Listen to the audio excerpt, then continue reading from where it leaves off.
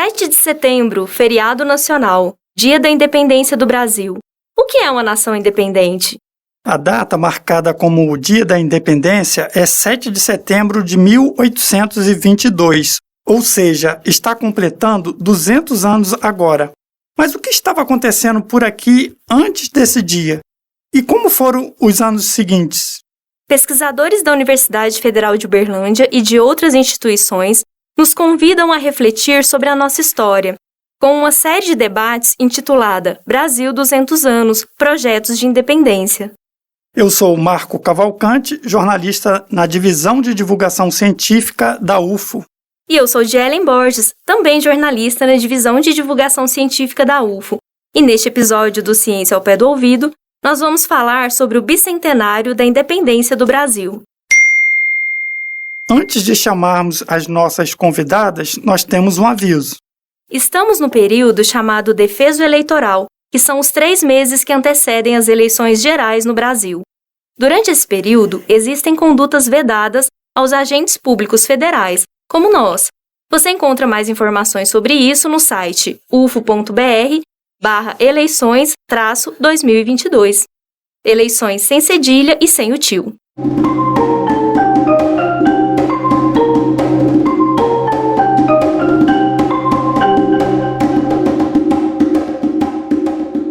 Hoje nossas convidadas são 2 professoras da UFO, a Alexia Pádua Franco e a Maria Andréia Angelotti Carmo. Sejam muito bem-vindas ao Ciência ao Pé do Ouvido. E nós começamos sempre pedindo aos pesquisadores que vêm ao nosso podcast para se apresentarem, contando um pouco da sua trajetória acadêmica, por onde vocês passaram e onde estão hoje. Alexia, quem é você na plataforma Lattes e fora da plataforma Lattes também? Olá, tudo bom, Jelen? Andréia, é bom estar aqui com você. Obrigada por me convidar para estar aqui no Ciência ao Pé do Ouvido. É um podcast que, inclusive, já trabalhei em algumas aulas minhas, que ele realmente cumpre essa função de divulgação científica e ajuda aí na formação, né, dos nossos graduandos, graduandas e para além daqui da UFO também. Mas quem sou eu, né? É difícil, é uma trajetória longa, é uma trajetória profissional que tem agora 32 anos, isso, então já faz bastante tempo, e muito aqui na Universidade Federal de Uberlândia. Então vou resumir, formei em História aqui na Universidade Federal de Uberlândia, depois fiz mestrado em Educação, aqui também, no programa de pós-graduação em Educação, depois fiz pós-doutorado em Educação também na Unicamp, e agora, recentemente, terminei meu pós-doutorado na Universidade Federal de Minas Gerais, justamente sobre esse tema, o tema do bicentenário. Depois a gente vai ter mais oportunidade de contar. E eu acho importante dizer, porque isso vai permear toda a minha fala aqui, que eu sempre pesquisei como historiadora ensino de história. Então, por isso que eu sempre tive nessa área aí, né, de fronteira entre história e educação. Nas minhas pesquisas, sempre também pesquisei bastante a questão das mídias. Ultimamente pesquiso mídias digitais, redes sociais digitais. Então, nesse processo, eu trabalhei 20 anos na educação básica, na Escola de Educação Básica aqui da UFO, na ESEBA, e agora estou com 10 anos na Faculdade de Educação, trabalhando no curso de Pedagogia, Jornalismo e fazendo pesquisa nessas áreas que eu contei aqui. Muito bom. E você, Maria Andréia, conta pra gente quem é você no Lattes, e se quiser falar fora do Lattes, pode falar também. Olá, eu agradeço, Jelen, o convite, agradeço ao Marco, é um prazer participar aqui do podcast ao lado da Alexia, né, uma companheira de longa data também, e saber que tem esse programa, né, esse podcast é importantíssimo para a gente, inclusive a gente precisa muito dele também para divulgar, enfim, as nossas pesquisas, né.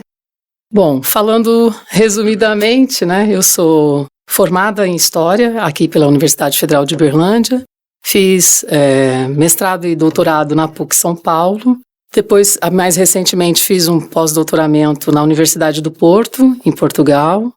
As minhas questões de pesquisa, mais recentemente, estão muito vinculadas também ao ensino de História e às questões da educação básica, principalmente agora com a minha atuação também no mestrado profissional em ensino de História, né, no Prof. História aqui da UFO, e o meu interesse, né, pelas questões da história sempre circularam em torno dos vou chamar aqui, marginalizados na historiografia, né? Então, eu tenho um pouco esse pé numa história social, né, mais voltada para os grupos não reconhecidamente trazidos, vamos dizer assim, na historiografia, nos livros didáticos.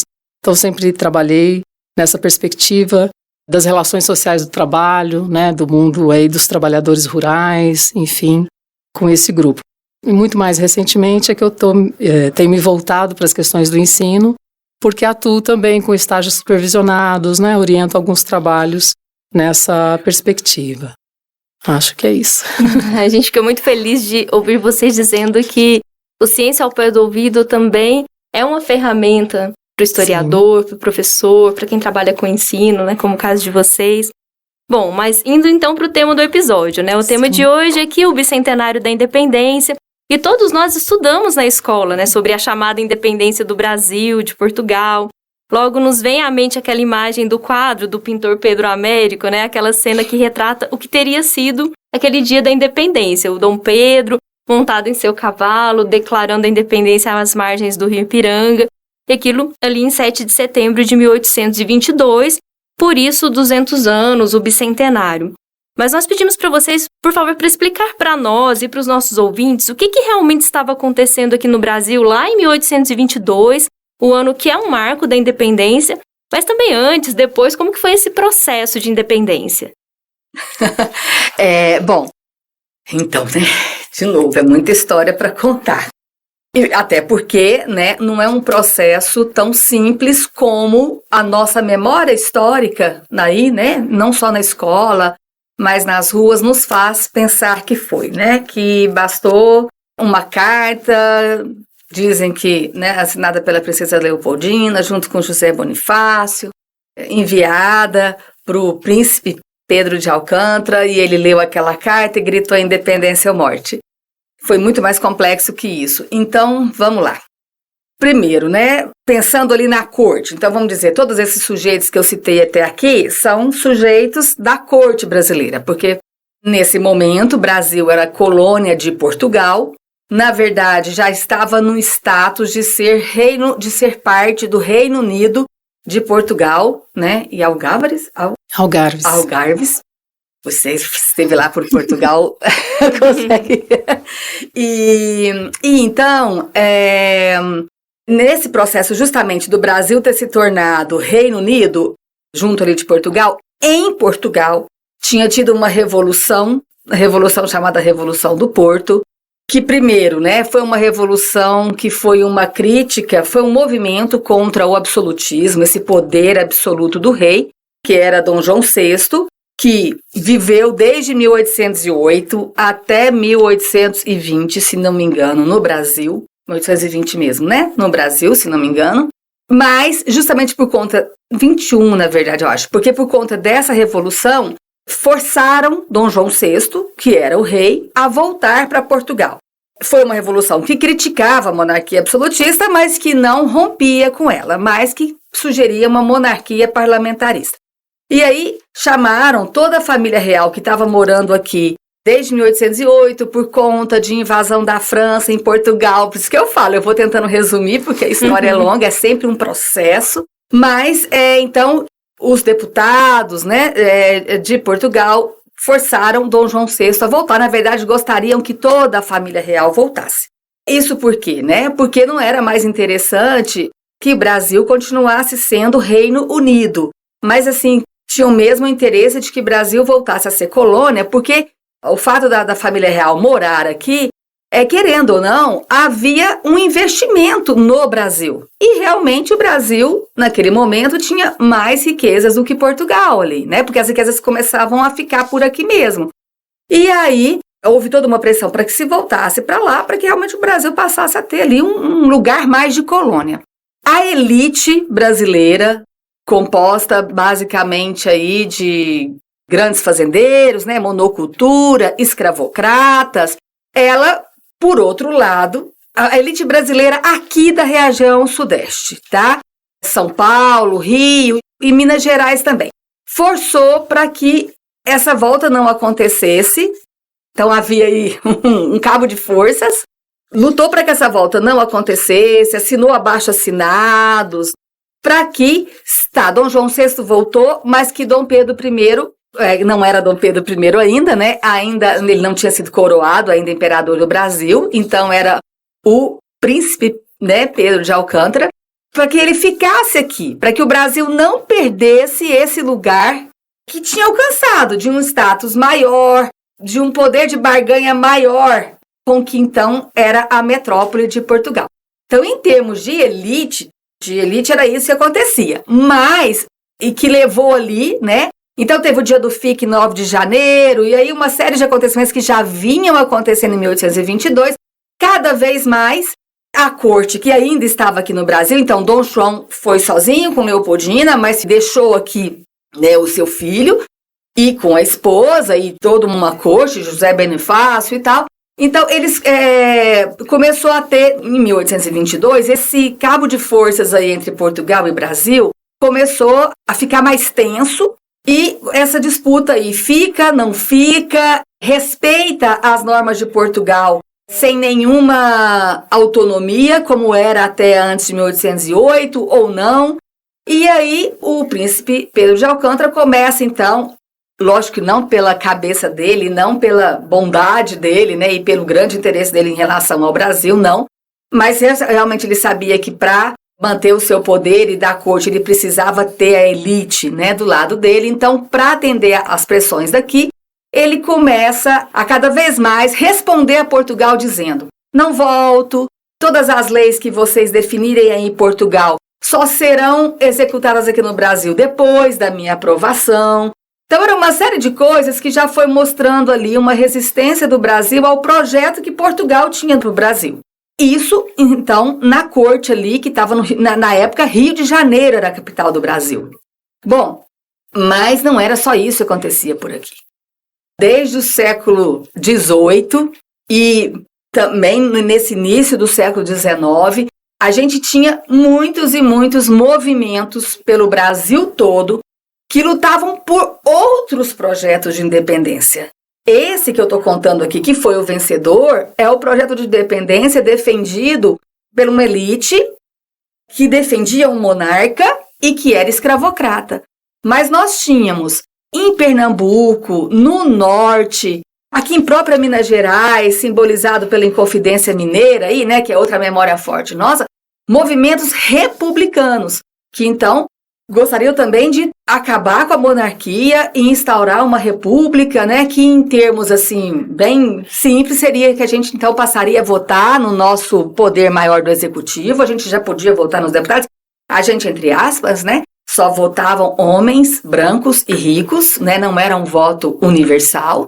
Então havia muitos outros movimentos nesse sentido pela elite dessas outras localidades, inclusive também tínhamos elites que eram a favor de manter os vínculos com Portugal, que não gostariam de desfazer. Então, era um monte de projetos de Brasil em disputa, e havia também, em termos da população, panfletos, artigos de jornal, artigos de opinião em jornal, né? Então, alguns defendendo república, outros defendendo república e abolição da escravidão, outros defendendo, não, continuemos com Portugal. Era efervescente o clima. É isso aí. Maria Andréia, a Alexia falou muito na participação das elites. E o povo?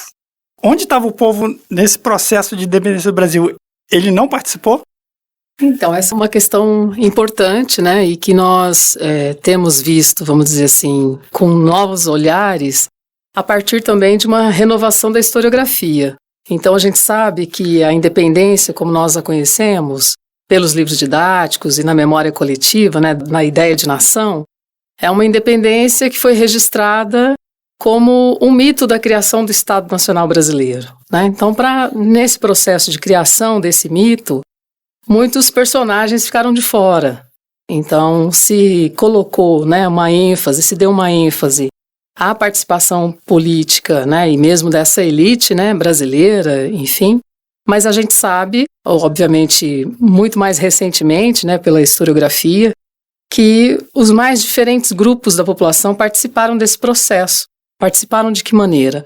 Nas revoluções, por exemplo, na Revolução Pernambucana, né, lá de 1817, outras revoluções que aconteceram, né, outras revoltas que aconteceram por todo o país, cuja participação se dava de forma muito heterogênea, tanto pelos grandes produtores, fazendeiros, né, mas também pela população negra escravizada, pelos grupos que, enfim, compunham vamos dizer assim, o povo daquele momento, né, um povo aí com P minúsculo, né, porque era um povo tido muito como submetido, né, oprimido ali.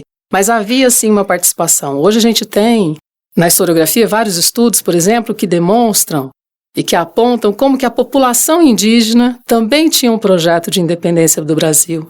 Como é que eles também tinham interesses nesse rompimento que para nós pode ser entendido como um rompimento político, mas que tinha muito mais um caráter de liberdade. Eu acho que o que havia nesse processo de independência anterior ao 7 de setembro, e mesmo no pós, né? Porque a independência, embora a gente tenha o registro do 7 de setembro, há também estudos que apontam que durante pelo menos mais 2 anos não se tinha clareza desse corte das relações, né, entre Brasil e Portugal, nesses termos. Então havia, sim, um desejo de liberdade, né, por parte das populações indígenas, das populações negras, né, dos brancos pobres, né, então havia um desejo, né, de liberdade, uma busca por essa liberdade, que depois a gente pode entender que veio a se concretizar de alguma forma com os direitos civis, com outros direitos já no século XX.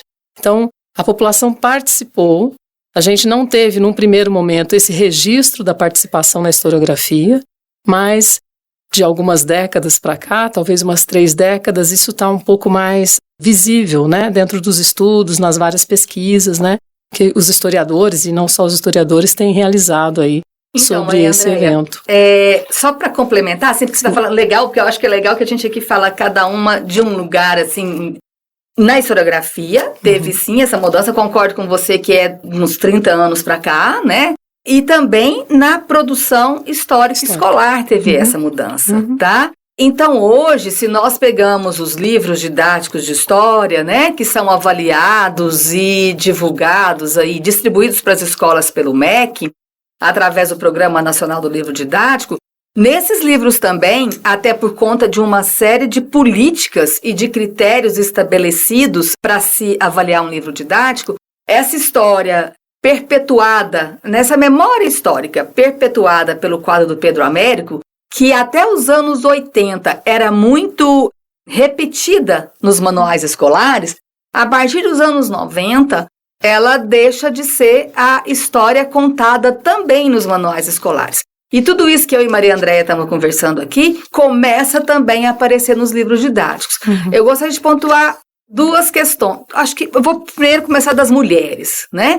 Hoje em dia existe todo um movimento para valorizar a participação das mulheres na história, porque realmente a nossa história, não só no Brasil, mas a nossa história ocidental, é muito uma história de ações de homens brancos cristãos, né? Então, existe todo um movimento na historiografia e também na produção de saber histórico escolar para que mulheres, indígenas, negros também tenham as suas histórias narradas nos livros didáticos e nas aulas de história, não porque vamos fazer uma força para isso acontecer, não, porque efetivamente essa participação existiu e ela foi muito silenciada. Então, em relação às mulheres, por exemplo, a gente já encontra hoje nos manuais escolares, e aí é um diálogo mesmo entre a historiografia que a Maria Andréia está colocando, entre as políticas públicas dos anos 2000, 2010, que, por exemplo, colocam as mulheres. E aí, então, hoje, mesmo na historiografia mais tradicional, a mulher mais exaltada é Maria Leopoldina, esposa do príncipe Pedro, então tenta se mostrar. 2017 tivemos a novela Novo Mundo, né? E na Rede Globo, que aí o papel dela era muito exaltado, sempre mostrando que o príncipe era meio que irresponsável, né? Porque estava mais preocupado com as suas relações afetivas, e ela que ficava ali observando o movimento da corte e tal. Isso tem historiador que diz que até um certo exagero, mas realmente ela teve ali uma ação. Mas, além dela, tivemos várias... Eu vou dar o exemplo das mulheres, tá? Teria vários pra gente dar, né?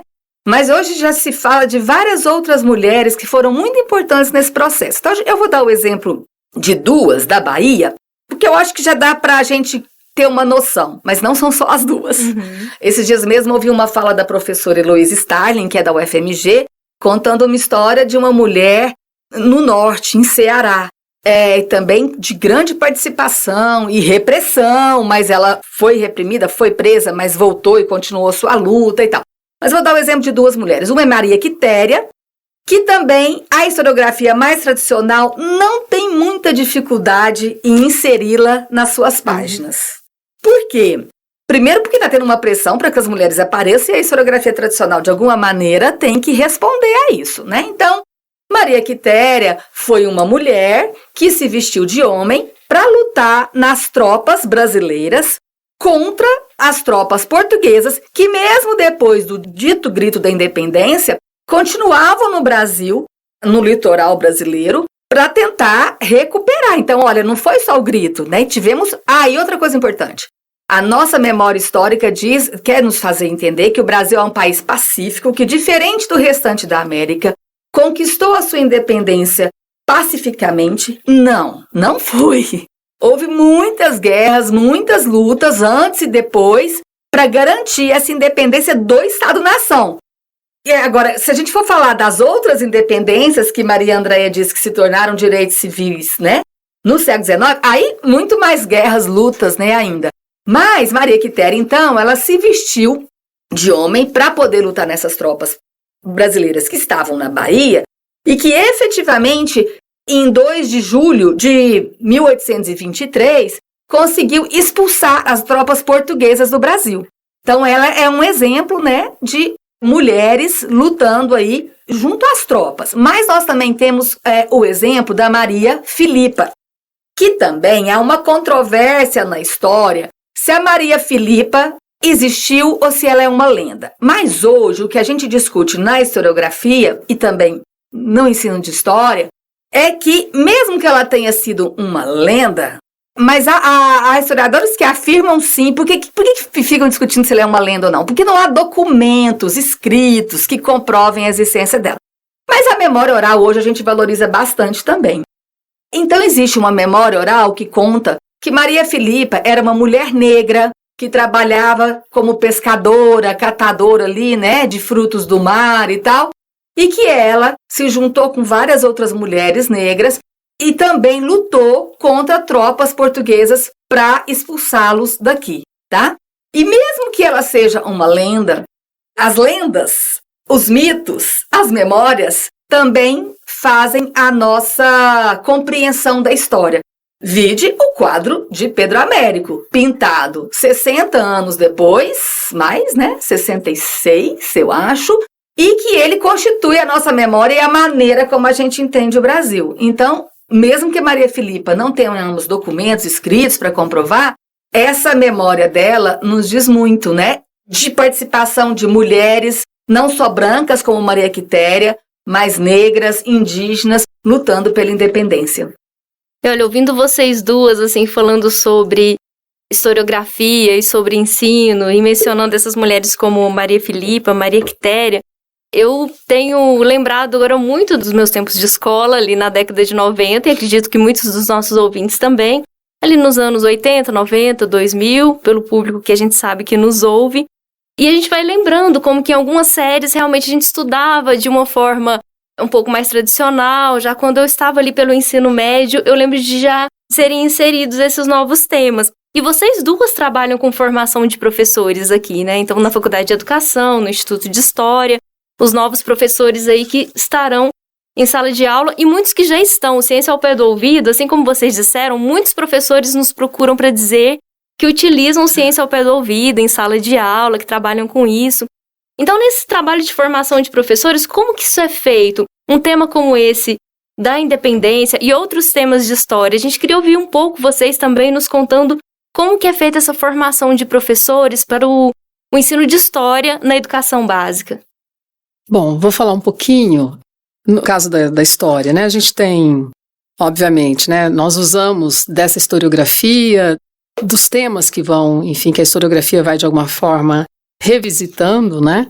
A gente usa isso no processo de formação e, aliado a isso, o que nós temos enquanto propostas curriculares, né? O que a gente tem enquanto livros, materiais didáticos nas escolas, né?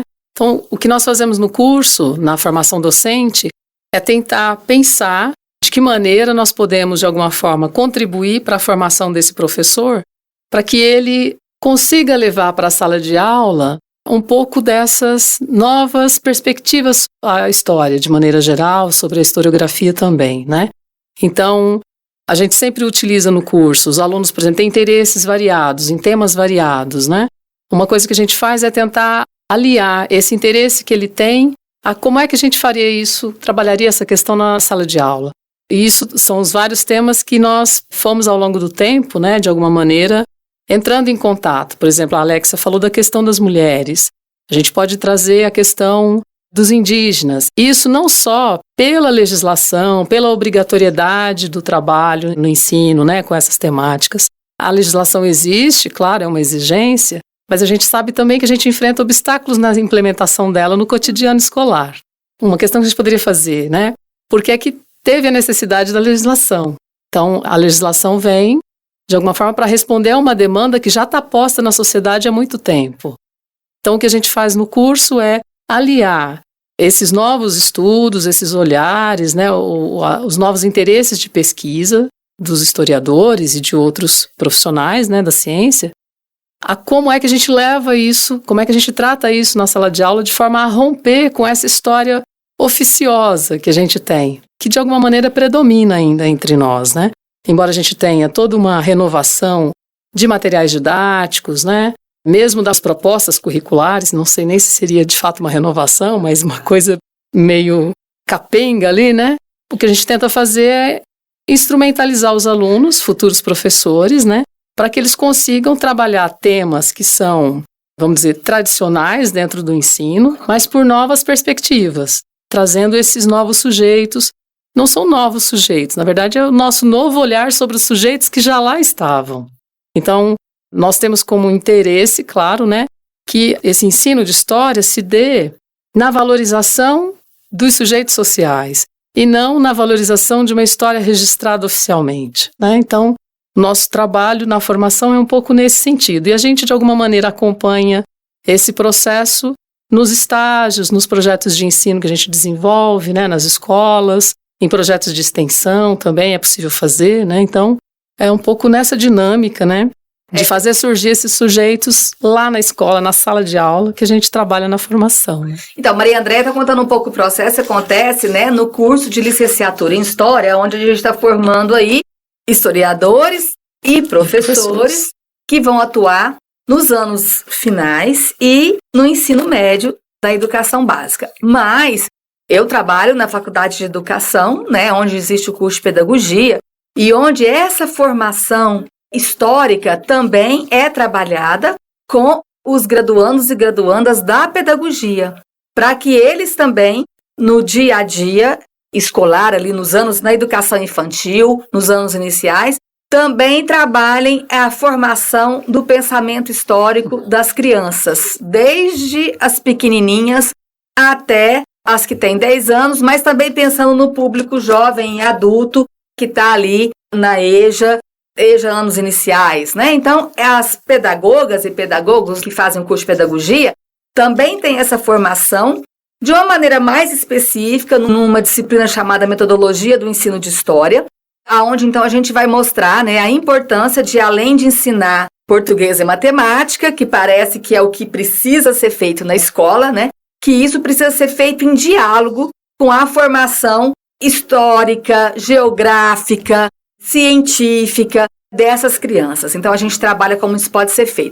E aí, eu queria ressaltar uma coisa importante, que é o seguinte, por muito tempo, por exemplo, quando eu me formei, por que eu fui fazer meu mestrado e meu doutorado pesquisando o ensino de história numa faculdade de educação, aqui e na Unicamp? Por que eu não fiz em curso de pós-graduação em história? Porque havia uma total discriminação mesmo do ensino de história entre os historiadores e nos cursos de história. Pensava-se que basta formar o historiador que o professor de história está formado. Então, para que pesquisar ensino de história? Basta pesquisar história e o resto está feito. E não, várias pesquisas, não só no Brasil, né, na Europa, nos Estados Unidos, em outras partes da América, tem cada vez mais discutido como ser professor de história precisa sim da ciência da história, né, da historiografia, mas também precisa das teorias da aprendizagem e também precisa de procedimentos comunicacionais. Por isso que eu acabei atuando em jornalismo, pedagogia e história, porque realmente eu trabalho nessa área que tem que dialogar com diversas áreas de conhecimento. Então, acho que isso é uma coisa importante ressaltar. E mais uma importante é que a formação do professor, da professora, que vai trabalhar a história na educação infantil, nos anos iniciais, no ensino fundamental, no ensino médio, ela não se dá apenas na sua formação inicial. Essa formação tem que ser uma formação continuada, até porque é isso. A ciência da história começa a ter novas metodologias, novos olhares, a escola também muda, a comunidade muda, a legislação que define o que se deve ensinar na escola muda para o bem e para o mal, né? Em história, a Base Nacional Comum e Curricular foi uma mudança para o mal, foi uma mudança para o mal no sentido de que foi um retrocesso em relação ao propósito inicial que existia, isso dá outro podcast, mas essa formação tem que ser continuada. E aí eu quero destacar um programa que a Maria Andréia falou, que é o Prof. História, que é o nosso mestrado profissional em ensino de história, que é voltado para profissionais que atuam na educação básica, e aí eles vão pensar, vão pesquisar e fazer uma dissertação, mas também um produto, algo que vai lá para a escola e tudo mais. Quem quer saber mais sobre o Prof. História, onde que tem mais informações sobre ele? Maria Andréia, você, aí eu deixo com você. Bom, a gente tem uma página, né, no Instituto de História, ligada ao Instituto de História, só clicar lá no inis.uf.br e acessar o programa de pós-graduação, Prof. História, que a gente vai ter lá todas as informações referentes a processos seletivos, ao corpo docente, e lembrando que a gente é um programa de mestrado, né, nacional em rede. Vamos dizer assim, está centralizado no Rio de Janeiro, mas nós temos programas ligados a essa rede espalhados por todo o Brasil. E na UFO a gente tem a gratidão, né, de ter recebido o programa em 2019, quando nós tivemos então o início da primeira turma em 2020, logo com a pandemia, né? E estamos aí na formação da primeira turma então do Prof. História, né? Então, quem tiver interesse, é só procurar a Prof. História na página do INIS UFO, que as informações estarão todas lá. E aí eu vou puxar também para minha sardinha. Nós temos, além dessa possibilidade de formação do professor, da professora de história por meio do Prof. História, temos também isso. Eu falei para vocês que quando eu fui fazer minha formação de mestrado, doutorado, que queria pesquisar em história, eu tive que ir para uma faculdade de educação, e que hoje, que bom que os cursos de história também abraçaram essa área por meio do... O Prof. História contribuiu muito para isso. Mas as faculdades de educação continuam sendo um lugar muito importante para se pensar no ensino de história.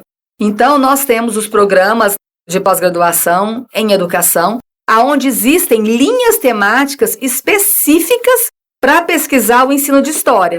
Então, aqui na UFO, por exemplo, quem tiver interesse, procura o grupo de pesquisa em ensino de história e geografia. E aí, há a possibilidade também de fazer pesquisas sobre esse ensino de história, também através desse grupo de pesquisa que fica no programa de pós-graduação em educação da FACED. E aí, também aproveitando para dizer que esse grupo também tem o seu espaço digital por meio de um site chamado Observatório do Ensino de História e Geografia, por onde as pessoas podem acompanhar, e que também tem esse objetivo de divulgação científica, né? Nós também somos um grupo que fazemos essa relação entre ensino, pesquisa, extensão, divulgação científica. Então, são lugares... E aí a gente recebe pesquisas tanto de professores que atuam no ensino fundamental 2 e médio, mas também desses professores que são pedagogos, pedagogas, para pensar a formação do pensamento histórico em crianças. Vocês fazem parte do conjunto de ações intitulado Brasil 200 anos, Projetos de Independência. Que ações são essas que têm sido feitas pela comunidade de pesquisadores da UFO e de outras instituições também, né, para marcar esse bicentenário da independência? Que temas os historiadores têm apontado e nos convidado a refletir sobre eles? Bom, vou falar um pouquinho da nossa atividade aqui enquanto UFO, né? Então, nós organizamos esse que nós denominamos ciclo de palestras, né? Que é o Brasil 200 anos, projetos de independência, em que a gente pretende, né, de alguma maneira, somar com as discussões que estão, enfim, em torno do bicentenário da independência, que estão acontecendo em todo o Brasil, né, ao longo desse ano, enfim. E a nossa ideia não é que isso seja exatamente uma comemoração, né? Nós queremos com isso propiciar um processo de reavaliação, né, de discussão, refletir e de alguma maneira também compor com as compreensões em torno dos diferentes sujeitos e dos diferentes projetos, né, que a gente teve e temos ainda, né, nessa formação do Estado brasileiro. Então nós temos aí participando desse evento várias unidades acadêmicas, né, com seus professores. Então temos a professora Alexia da Faculdade de Educação, professor Carlos Henrique de Carvalho, nosso pró-reitor, né, professores da Faculdade de Direito, das Ciências Sociais, do Instituto de Economia e Relações Internacionais, né, todos propondo algumas mesas, né, com algumas temáticas, né, que a nossa ideia é então realmente revelar ou tentar trazer à tona, né, esses inúmeros atores que não apareceram na história oficial contada sobre o 7 de setembro. Então, para isso, a gente tem desenvolvido mesas mensais, né, onde nós estamos propondo discutir povos indígenas, as mulheres, né, movimento LGBTQIA+, trabalho, trabalhadores, né, raça, direito, cidadania.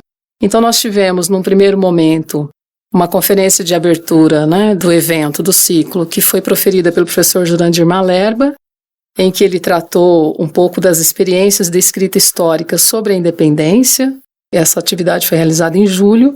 Agora, em agosto, no próximo dia 26, já aproveito para convidar, né, todos e todas para participar. Nós teremos uma mesa redonda, comemorar o bicentenário, memórias de esquecimento da e na educação. É uma mesa que contará com a mediação do professor Carlos Henrique, né, e mais 3 convidados. Temos ainda, em setembro, uma mesa que vai tratar o projeto constitucional do Brasil e a independência. É uma mesa que será composta por professores da Faculdade de Direito e também um historiador da Espanha. Em outubro, nós teremos 2 mesas. Como os temas são muitos e os sujeitos também, nós acabamos ampliando durante 2 meses os temas, né? Então, em outubro, nós teremos uma mesa para tratar sobre as mulheres, a história das mulheres, gênero e independência, e também sobre os sujeitos independentes, que a mídia e a construção social do bicentenário. Em novembro, mais 2 mesas, que vai tratar cidadania, raça e direito no Brasil, no século da independência, e uma outra que tratará dos sujeitos das independências, as independências dos sujeitos, os povos indígenas no Brasil. E, para finalizar, em dezembro, nós teremos uma mesa que abordará as ciências, segurança alimentar e recursos naturais nos 200 anos de Brasil independente. Deixa eu só acrescentar uma coisa em relação ao que a Maria Andréia está falando. Esses eventos têm sido presenciais. A gente tinha inicialmente a ideia de que ele acontecesse, né, essas palestras acontecessem de maneira híbrida, né? Elas aconteceriam presencialmente, mas seriam transmitidas também online por meio do canal do Bicentenário, do portal do Bicentenário. Depois eu acho que vai sobrar um tempinho aqui para eu falar um pouquinho sobre o portal. Não foi possível justamente por essa observação que Ellen fez no início aí, né, de que estamos em período eleitoral e é impossível, né, tocar em todas essas temáticas que Maria Andréia citou aí, sem dizer de processos de conquistas, de retrocessos, de lutas que aconteceram, que querendo ou não, nossos candidatos, candidatas estão envolvidos. Então, para evitar problemas nesse período eleitoral, a gente preferiu fazer presencialmente, estamos gravando, para que depois, após o período eleitoral, que a gente possa então colocar essas gravações no canal YouTube do Portal do Bicentenário, aonde já tem muita coisa nesse sentido gravada, que aconteceram em várias regiões no Brasil, com pesquisadores, professores, professoras de várias regiões do Brasil mesmo. Então, a gente vai colocar esses eventos e, inclusive, se nós conseguirmos verba para isso, serão todos com legenda já vai ser, mas com interpretação em Libras, tá? Porque o canal onde esse material vai ser disponibilizado para as pessoas verem depois, ele é um canal que preza pela acessibilidade. Então, aí sempre vão ter intérpretes de Libras para possibilitar o alcance do conteúdo ali também para pessoas surdas ou com alguma deficiência auditiva. Então, esse conteúdo que está sendo presencial, convidamos todos, todas e todos a virem, mas se não conseguirem pela distância, né, não moram em Uberlândia e tal, aguardem que em outubro, não, né, acho novembro, vamos ter esse material gravado no portal. Ah, que bom que vai ficar gravado, porque a Maria Andréia convidou para um evento agora no fim de agosto. Nós estamos gravando o episódio em fins de agosto, mas ele vai ao ar, aí você ouvinte que nos acompanha, na primeira semana de setembro, vai ter passado. Mas o ouvinte vai poder acompanhar depois essa gravação e tem uma programação vasta aí de outubro em diante que as pessoas podem virem ao Campo Santa Mônica e participarem. Bom, e para terminar mesmo a nossa entrevista, é o momento das indicações. Vocês já deram várias no decorrer do programa, já citaram tanto os cursos que temos aqui, o portal do Bicentenário, mas se vocês tiverem outras indicações, podem ser livros, filmes, séries, sites, enfim, conteúdos para quem quer saber mais sobre a história do Brasil e principalmente sobre a independência, sobre o Bicentenário. Fiquem à vontade para deixar as suas indicações. Bom, eu queria fazer, acho que umas 2 ou 3 somente, né? Acho que a Alexia está mais antenada com essas discussões. Uma que é, como o professor esteve na UFO, né, e ele lançou aqui conosco o Almanaque do Brasil nos Tempos da Independência, do professor Jurandir Malerba, e publicado agora em 2022 pela editora Ática. É um material bastante interessante e diferente do que a gente está habitualmente acostumado a ler em termos de história, né? Como ele tem um formato de almanaque, é um material muito rico em imagens, em documentos, tem os textos, obviamente, do professor, e numa linguagem muito acessível ao público. Ele não é um material para um especialista em história, né? É um material para quem é um curioso da história, né? Então, acho que é uma indicação bacana para quem tem interesse nessa questão.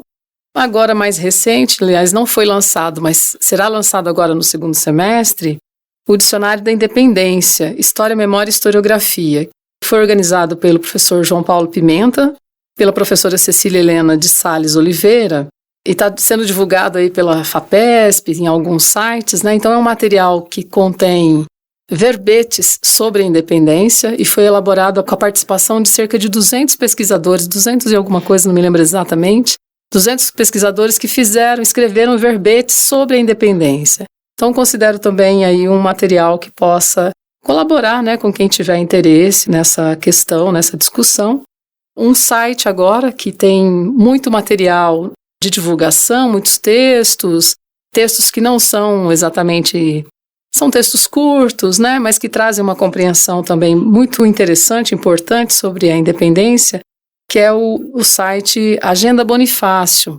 É um site da Secretaria de Cultura do Estado de São Paulo, onde você tem acesso ali a uma agenda de eventos por todo o Brasil, né, sobre o Bicentenário, e também materiais didáticos, experiências em sala de aula, né, tem também alguns artigos, indicações de leituras, né, então é um site que eu também recomendo, assim, claro, além, obviamente, do portal do Bicentenário.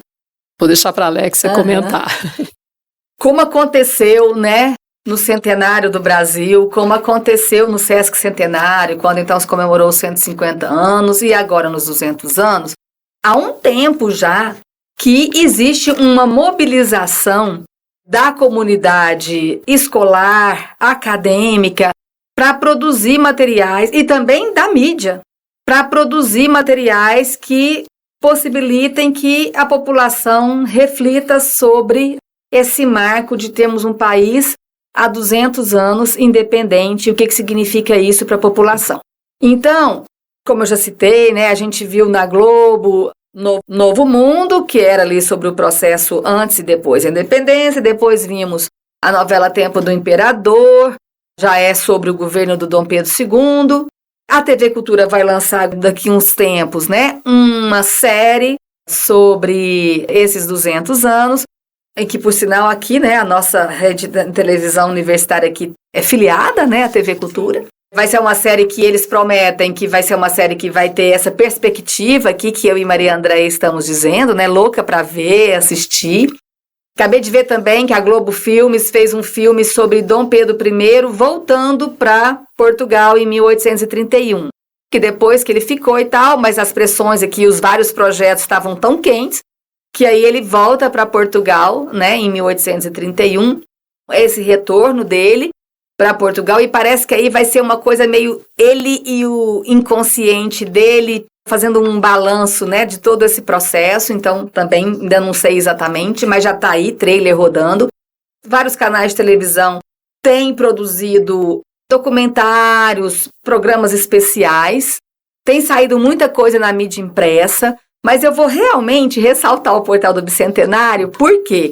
Né? Então, o Portal do Bicentenário é só digitar aí no buscador, portaldobicentenario.org.br, eu acho que ele é .org, depois eu vou olhar aqui e passo direitinho. Por que eu vou recomendar o Portal do Bicentenário? Porque ele acaba que é um curador de todo esse material que está circulando e que está sendo produzido em diferentes instituições, por diferentes grupos do Brasil, e é um portal voltado para estudantes e para professores e professoras da educação básica. Não só voltado para, construído com, tá?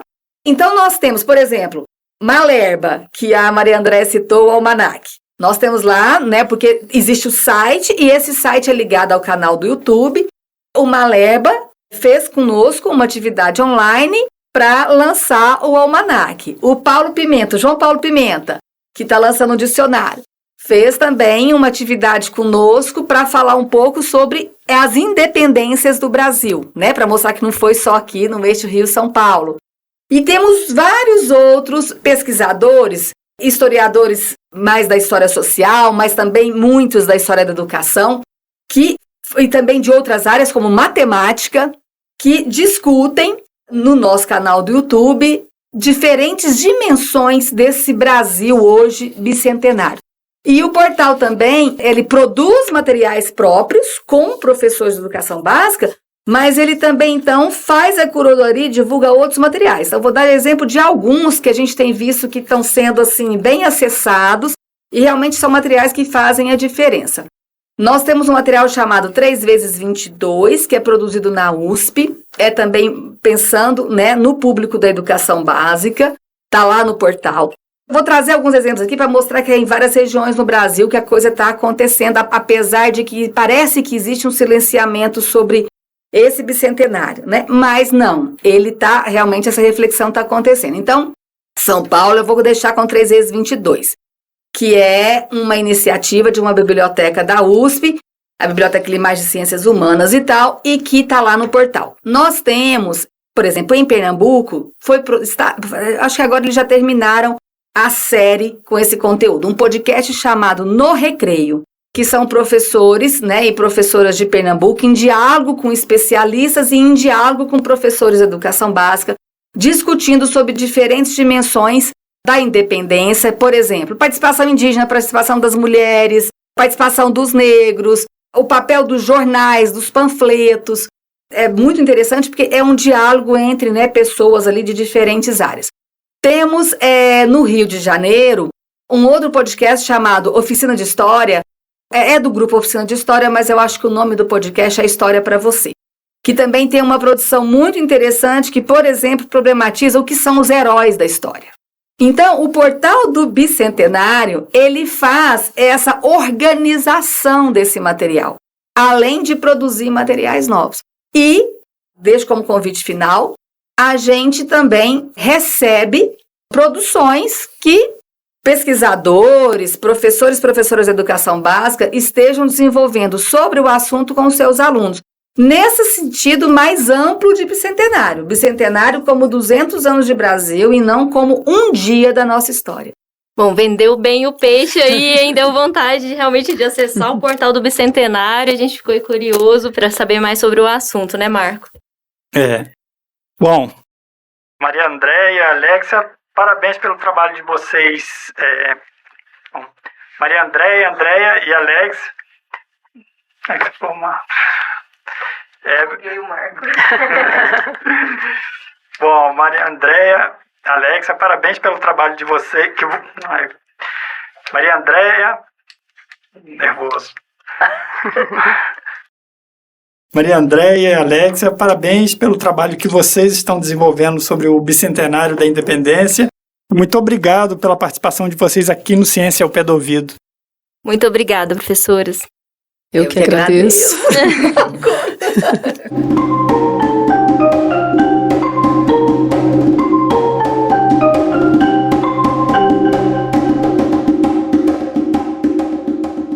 Gostou desse episódio do Ciência ao Pé do Ouvido? Compartilha nas suas redes sociais e marca a gente no Instagram e no Twitter, @ufo_oficial. Siga também o Twitter do podcast, @aopédoouvidopod.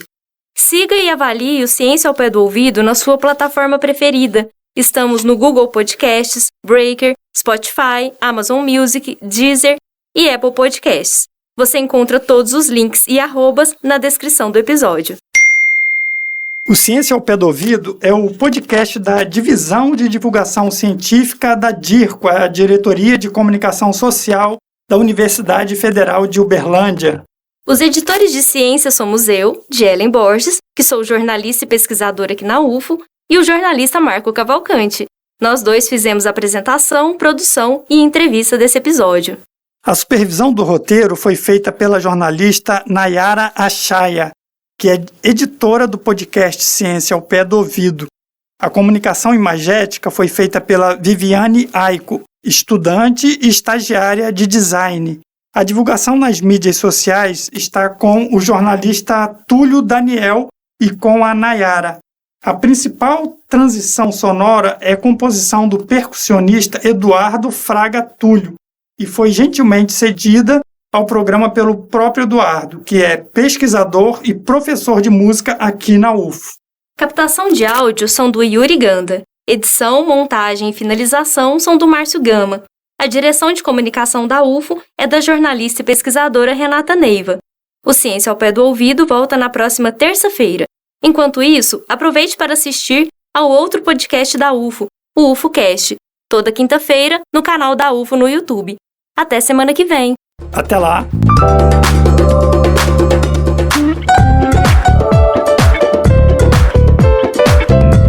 Ciência ao Pé do Ouvido.